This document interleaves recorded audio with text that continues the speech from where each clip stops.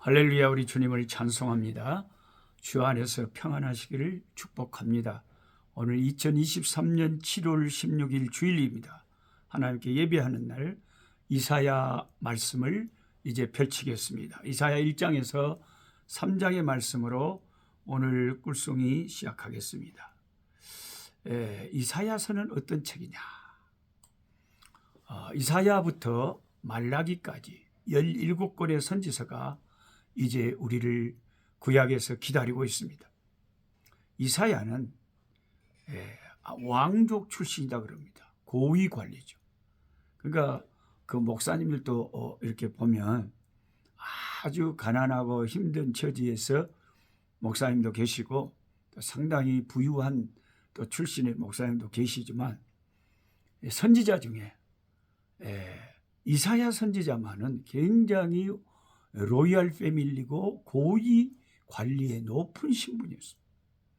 그런데 하나님의 종으로 부르심을 받아서 그의 전생애를 주를 위해서 아낌없이 헌신한, 참 그러면 더 귀하죠. 더 큰 상을 받을 거예요. 그냥 편안하게 살 수 있는 그 신분인데 주님의 종이 돼가지고 주의 말씀 사명을 가지고 전파하는 삶을 살다가 그런 고생과 그런 참 기가 막힌 피 흘리는 순교까지 당했으니 이사야 선지자가 얼마나 귀합니까? 때로는 3년 동안이나 옷을 벗은 채, 그러니까 예를 들어서 여러분 목사님이 팬티만 차고 거리를 돌아다닌다고 생각해 봐요. 3년을 하루만 그런 것도 아니고 완전히 미친 사람 된 거 아니에요? 그 얼마나 불쌍합니까? 3년 동안을 옷을 벗은 채로 다니면서 애굽이 앞으로 당할 수치가 이렇게 될 것이다 하고 온 몸으로 애언을 한 거죠. 온 몸으로 퍼포먼스로 애언을 한 거죠. 그래갖고 이제 두 아들을 낳았고 그 아들의 이름도 하나님이 지으라고 해가지고 그 아들의 이름이 또 애언이에요. 애언적인 이름. 이스라엘이 패망할 것. 그리고 남은 자가 나중에는 결국 고토로 돌아올 것을 암시하는 그런 이름을 지어서 그 자식들의 이름을 부른 거죠. 참 철저하게 모든 것을 사명자의 삶을 산 거죠. 그 아들의 이름은 스알야숲, 남은 자가 돌아오리라. 그게 큰아들의 이름이 스알야숲이에요. 남은 자가 돌아온다.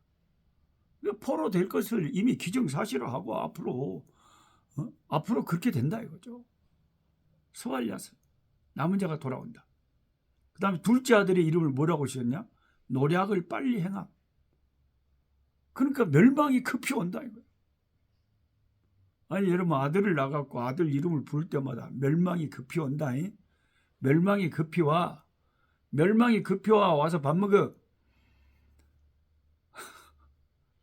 그러니까 완전히 삶의 모든 것이 예언자의 그 참 사명에 정직한 삶으로 점철되어 있다 하는 거죠. 참 기가 막힙니다.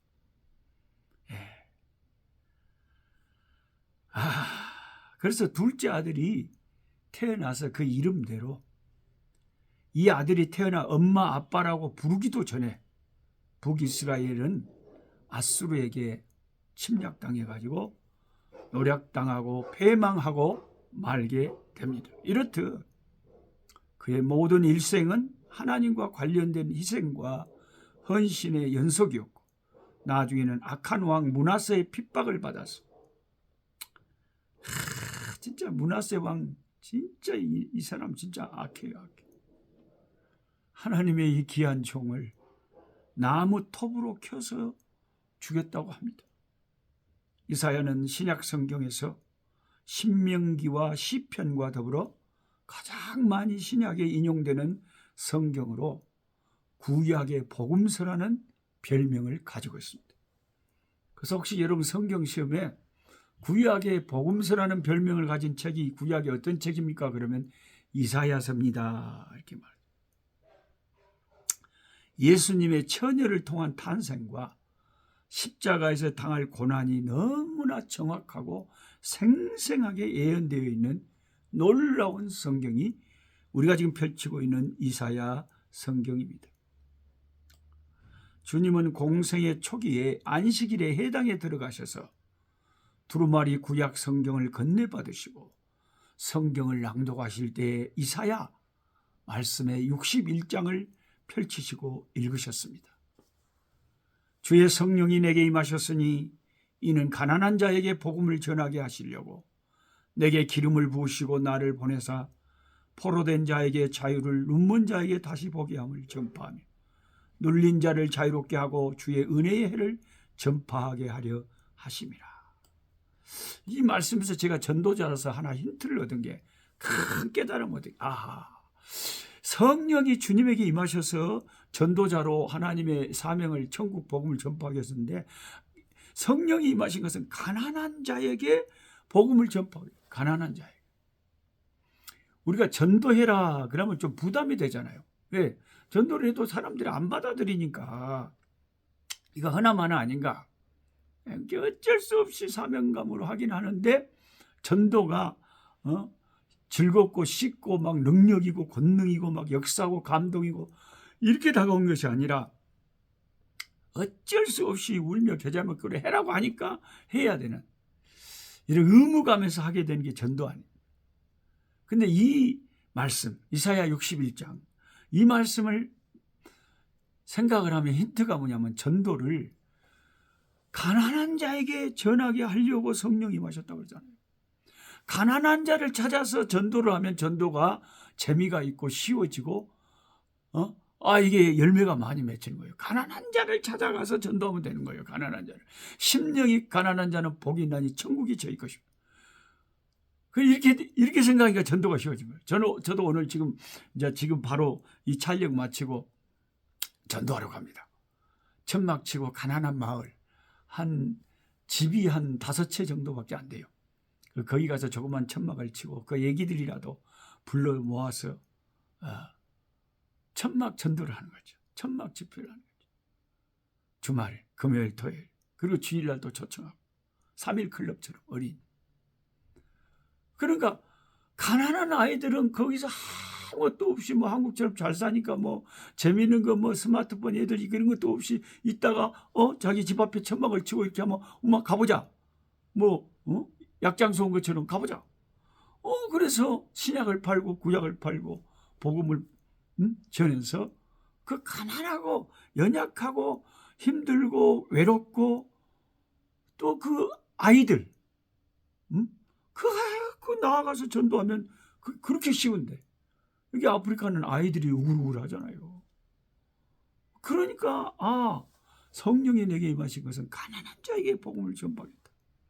그래서 예수님은 이사야서의 그 말씀이 자기 자신에게 이루어졌다고 말한 것을 보면 이사야서가 얼마나 우리 주님이 읽으셨을 때도 중요하게 다가왔느냐 하는 것이죠. 이사야 1장 8절에 이런 말씀이 있습니다. 딸 시온은 포도원의 망대같이 참외밭의 온두박같이 에워싸인 성읍같이 겨우 남았도다. 만군의 여호와께서 우리를 위하여 조금 남겨두지 아니하셨다면 우리가 소돔 같고 고모라 같았으리로다. 너무나 이스라엘이 타락해가지고 거의 남은 자들이 없을 줄. 참외밭의 온두막, 포도원의 망대, 에워싸인 성읍처럼 아주 극소수만이 제대로 믿는 사람이 남아있었다. 그러니까 망하는 거죠. 그러니까 멸망을 당하는 거죠. 하나님은 이스라엘을 또 그 남은 자들을 위해서 심판을 하실 때도 조금은 남겨주셨어. 그래서 완전히 없어져 버리죠. 포도원의 망대처럼 조금은 또 남겨두셨다는 뜻이죠. 하나님은 이스라엘 백성에게 은혜로 남는 자를 주셨습니다. 하나님이 장차 이스라엘 백성을 다시 회복시키고자 하시는 소망을 가지셨던 것이죠. 이사야서 1장부터 3장을 읽다 보면 이스라엘 백성들은 종교 생활을 했어요. 종교 생활. 무수한 재물을 갖다 바쳤습니다. 그런데 주님께서 수송아지나 그런 거 올초와 안식일 여러 부흥성에 모이는 거 손을 펴고 기도하는 거 다 하나님 싫어하신대. 너희 손에 피가 묻었고 삶이 정직하지 못하고 하나님을 진실로 사랑하지 못하는 그 형식만 남은 종교 생활을 청산하고 오라 우리가 서로 변론하자. 너희 죄가 주홍같이 붉을지라도 흰눈같이 양털같이 희게 되리라 하고 외치고 있습니다. 소도 그 주인을 알고 나귀도 자기 구유를 알고 짐승들도 우리 집 개들도 그 밥 주는 주인한테 꼬리를 살랑거리며 잘 충성하고 섬기는데 이 백성은 자기의 주인이신 뿌리이신 하나님을 떠나서 우상을 섬기고 하나님 앞에 말씀을 버려버렸다. 삶이 타락되어 있다. 회개하고 돌이키면 주님이 주홍같이 붉은지라도 희게 해 주시겠다고 부르고 있습니다. 예수가 우리를 부르는 소리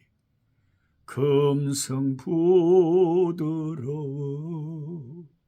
주님이 지금도 오라 우리가 서로 변론하자. 이야기해보자. 너희 죄가 주홍같이 붉을지라도 눈과 같이 희리라 말씀하십니다. 하나님 아버지, 오늘 또 이사야서의 말씀을 읽습니다. 이 고귀한 신분에서 태어났지만 이 세상에서의 안락한 모든 좋은 그 삶들을 다 희생하고 자식들 이름까지도 하나님의 애언을 따라서 그렇게 이름을 짓고